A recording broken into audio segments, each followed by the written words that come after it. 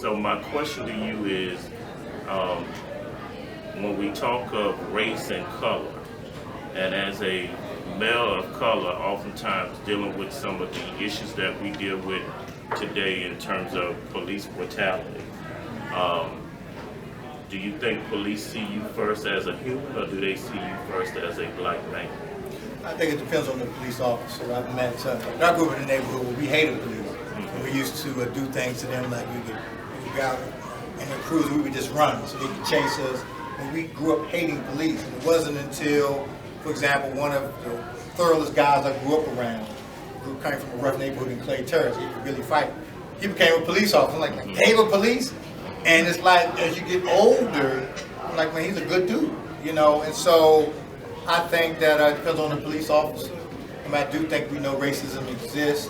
And the unfortunate thing is oftentimes people judge us based on a certain ideology, or sometimes it may be a racist one. I go back to Baldwin. I think he, to me, is probably the most progressive. He was the most progressive when it comes to articulating so I think of race. And that I think that our purpose, those of us who have been classified as black, I think our purpose is, this is what he said, I'm just repeating what he said, is to teach the world how to love. And he was saying that if black people can go through everything we've been through slavery, we're the only people on the face of the planet, from my knowledge, who have been enslaved based on the color of our skin.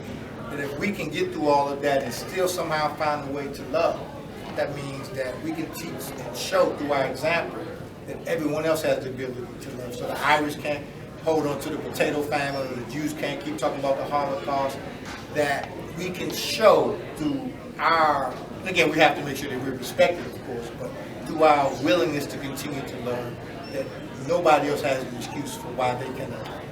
And that's ultimately, I think, our purpose and why we do it. So what inspired you to write? I was compelled. I go back to Baldwin. He said, no one would really truly write unless they're compelled to.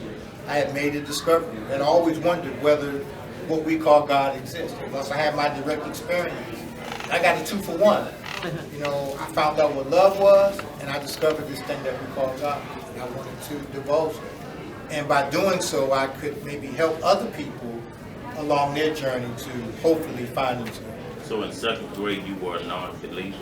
I was a non-believer pretty much my whole life. Here's the thing, and what I say when people say, well, do I believe in God? My response is that what we call God is much too important to merely believe.